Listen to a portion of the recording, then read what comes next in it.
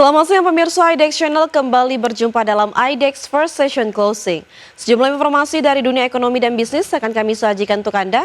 Bersama saya Vina Munawar, inilah IDEX First Session selengkapnya.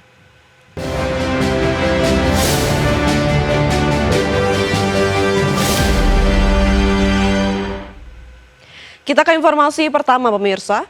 Presiden Prabowo Subianto tiba di Bandara Internasional King Abdul Aziz Jeddah, Arab Saudi.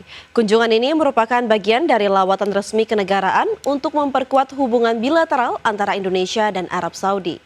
Selama berada di Arab Saudi, Presiden Prabowo Subianto dijadwalkan menggelar pertemuan penting dengan putra mahkota sekaligus Perdana Menteri Arab Saudi Mohammed bin Salman Al Saud di Istana Al Salam Jeddah.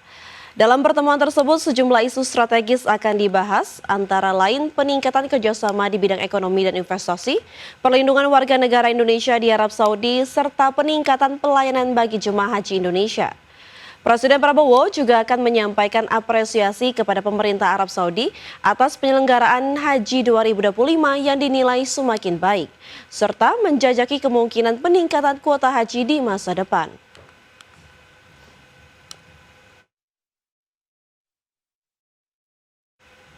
Pemerintah Keuangan memangkas outlook pertumbuhan ekonomi 2025 menjadi 4,7% hingga 5%, lebih rendah dari target dalam APBN 2025 sebesar 5,2%.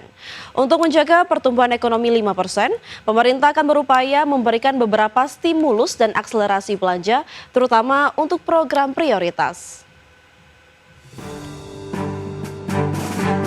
Kementerian Keuangan memangkas outlook pertumbuhan ekonomi 2025 menjadi 4,7% hingga 5%, lebih rendah dari target dalam APBN 2025 sebesar 5,2%.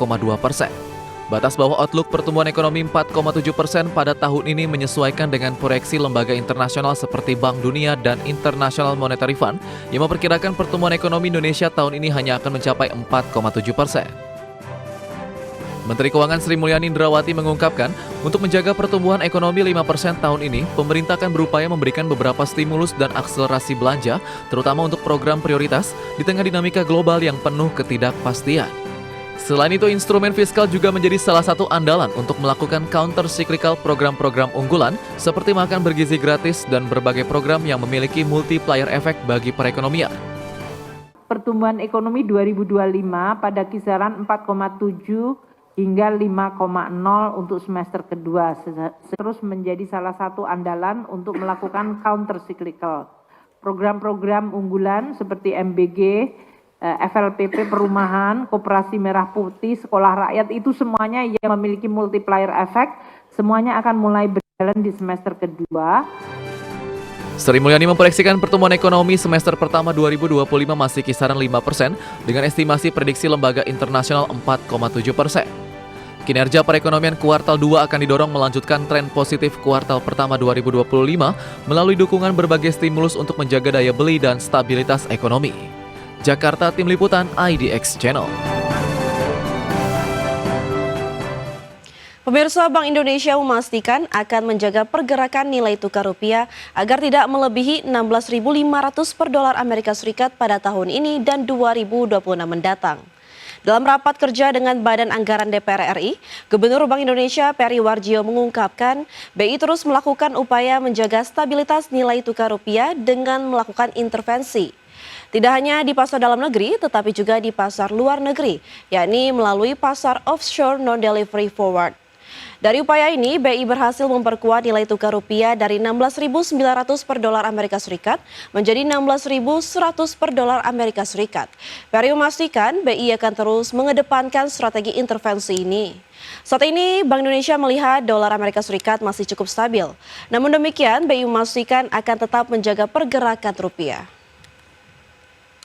Melakukan intervensi tidak hanya di dalam negeri, mulai awal April kami intervensi di pasar offshore non-delivery forward. Kami intervensi di Hong Kong, di Eropa maupun di Amerika, sehingga kenapa nilai tukar rupiah yang pada hari pertama Lebaran itu sekitar 16.900, sekarang hari ini bisa diturunkan ke 16.000, di bawah 16.000 200 dan ke depan kemungkinan juga kami akan menjaga stabilitas untuk menjaga lebih lanjut. Kami perkirakan tahun ini adalah 16.100 sampai 16.500, rata-ratanya tahun-tahun depan adalah 16.000 sampai juga 16.000. Kementerian Perindustrian optimis Indonesia mampu menjadi pemain utama dalam produk makanan dan minuman halal di pasar global.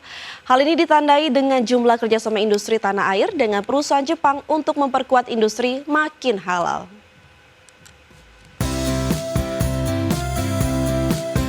Kementerian Perindustrian optimistis industri halal pada sektor makanan dan minuman bisa memenuhi kebutuhan pasar global. Menurut Wakil Menteri Perindustrian Faisal Riza, salah satu langkah untuk meningkatkan peran industri Mamin dalam pengembangan industri halal dengan mendorong kerjasama pelaku industri dalam negeri dengan luar negeri. Oleh karena itu, Kementerian mengapresiasi kerjasama PT Niramas Pandaan Sejahtera dengan Tarami Corporation asal Jepang. Niramas bersama Kawasu dan Tarami ini walaupun masih belum besar, tapi pelan-pelan akan mengisi pasar halal di beberapa negara. Mudah-mudahan ini semua akan baik dan bisa membantu industri kita lebih meningkat lagi. Presiden Direktur NPS yang juga Ketua Umum Gabungan Produsen Makanan dan Minuman Indonesia, Adi X Lukman mengungkapkan, Tarami Corporation akan berinvestasi sebesar 60 miliar rupiah dengan opsi penambahan investasi 15 miliar rupiah. Melalui kerjasama ini nantinya produk olahan halal akan diekspor ke 10 negara tujuan pertama dengan nilai order awal sebesar 1,3 juta dolar Amerika. Mendukung atau industri makanan berkontribusi terhadap pertumbuhan ekonomi kita, ini sangat penting sekali. Tadi Pak Wamen juga mengatakan terkait dengan TKDN juga penting. Kita juga mendorong mereka selain mereka membantu perawatan yang untuk memenuhi kualitas Jepang, mereka juga mentraining tenaga kerja, capacity building dan juga termasuk mentraining ini produktivitas. Kemenperin mencatat kinerja industri Mamin terus menunjukkan tren pertumbuhan positif. Pasca pandemi COVID-19, PDB industri makanan dan minuman tumbuh sebesar 6,04% pada triwulan 1 tahun 2025. Capaian ini lebih tinggi dari pertumbuhan PDB industri pengolahan non-migas sebesar 4,31% dan PDB nasional sebesar 4,87%. Jakarta, Di Firmansyah, IDX Channel.